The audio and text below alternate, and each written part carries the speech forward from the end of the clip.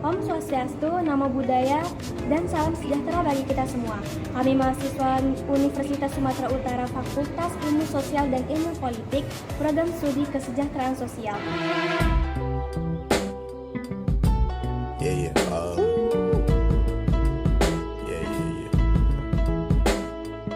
Dari kelompok 7 dengan mata kuliah metode pekerja sosial dengan dosen pengampu Bapak Fajar Utama Ritonga, Esos and Kesos.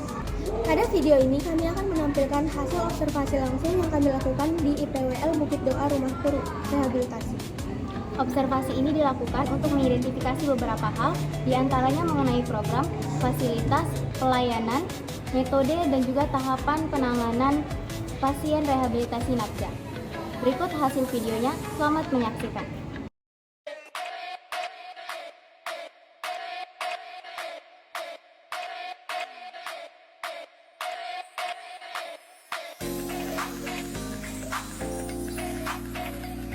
Panti Rehabilitasi Narkoba IPWL Bukit Doa Rumahku merupakan rumah untuk pulih bagi mereka korban penyalahgunaan nafza.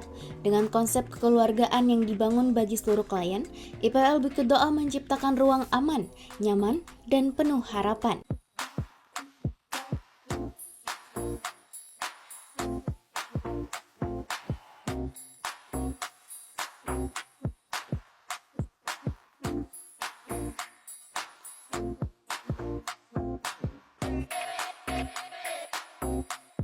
Alur masuk dan pelayanan rehabilitasi mulai dari kedatangan klien dengan keluarga, dilanjutkan melakukan proses persyaratan administrasi, rapid test kepada klien oleh petugas medis, proses screening, tes urin, pemeriksaan medis, lalu klien distabilitasi. Setelah itu, klien akan mulai menjalani rehabilitasi di IPWL Bukit Doa dengan minimal selama 9 bulan.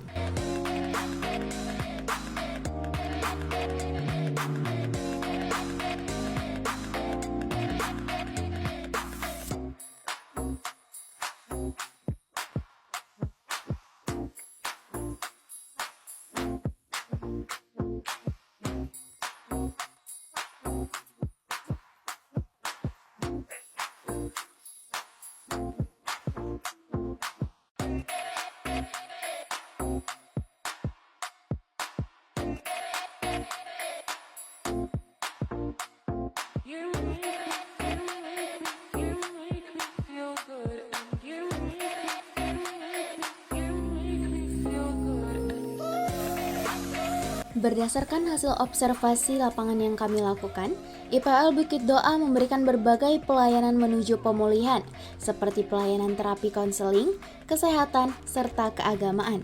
IPWL Bukit Doa juga memberikan fasilitas yang cukup baik dan lengkap, di antaranya fasilitas tempat tinggal, fasilitas terapi konseling, fasilitas kesehatan, fasilitas olahraga dan bermain, serta fasilitas tambahan lainnya seperti aula berkumpul dan seminar, pondok pertemuan klien dengan keluarga.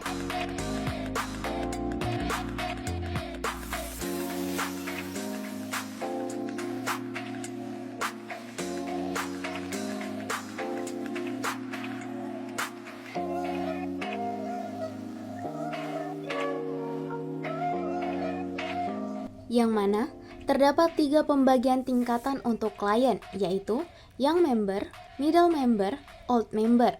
Sampai akhirnya klien telah mencapai waktu 9 bulan direhabilitasi dan sudah sampai pada perkembangan yang membuatnya mampu dan dapat kembali kepada keluarga dan lingkungan masyarakat. Klien akan masuk kepada tahap terminasi kembali kepada keluarganya.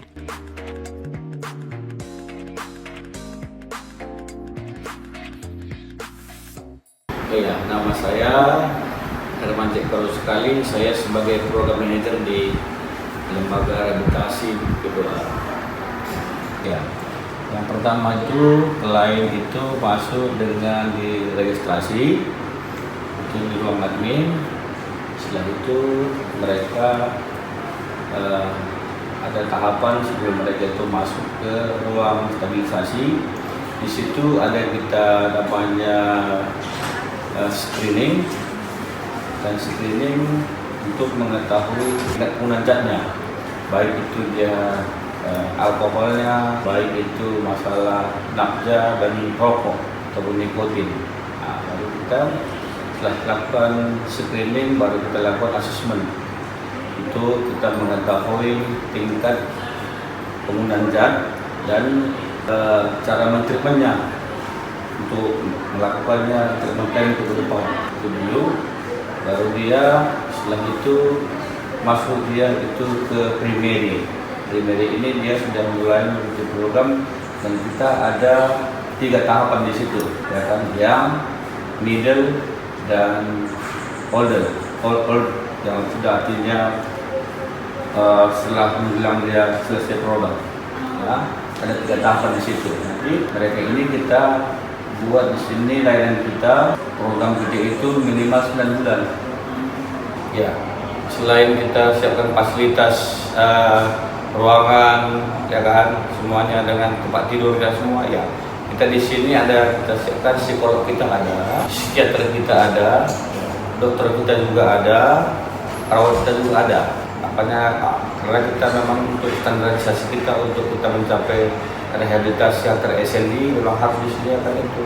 Dan di sini juga yang tersedia itu adalah fasilitas olahraga yang mungkin lagi sederhana, ada futsal, ya kan, ada di sini lapangan voli, ada tenis, ada baseball, tenis meja. Lainnya kita kan treatment lain kita kan ada 3 macam di sini. Yang pertama itu kita adalah religi, kita bawa mereka kepada pertobatan. Yang muslim juga itulah yang memang kita post dia itu kepada pertobatan. Barengan dengan medis. Nah, mereka ini kan memang baik itu dokter psikiater, baik juga kadang-kadang mereka itu bisa melukai diri mereka sendiri, perawat kita tetap ada.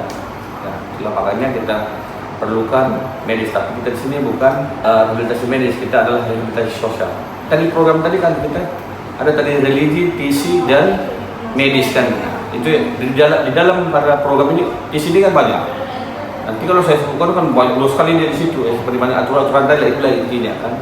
Dan mereka itu sudah tersistem. Kalau dia Senin, Rabu, Jumat itu lebih ditekankan itu kepada religi. Kamis dan Sabtu itu banyak kepada seminar-seminar.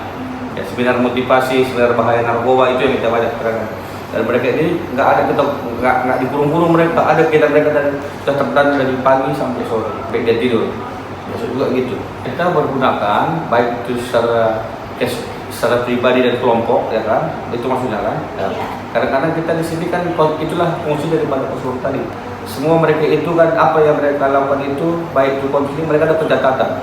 Setiap hari mereka ada perkembangannya klien itu dicatat mereka. Itulah yang nanti mereka akan laporkan kepada program manager apa yang mereka lakukan. Kalau ada mungkin kendala masalah mereka, ya kan. Setiap kali mereka itu konseling, ada formnya semuanya terkandung. Dan mereka juga nanti ada juga namanya konseling kelompok. Mereka beberapa pasukan dampingan mereka kumpulkan, ya kan, mereka konseling di situ. Dan ada juga kita sebut dengan family dialog. Karena ini juga karena masalahnya itu kan berasal dari rumah semua, sehingga komunikasi antara si klien dengan keluarga itu kan artinya bisa nggak nyambung komunikasinya. Ini yang kita pulihkan kembali, kita cari solusinya gimana kan gitu. Kita kumpulkan. Sekian hasil video kami. Terima kasih dan sampai jumpa.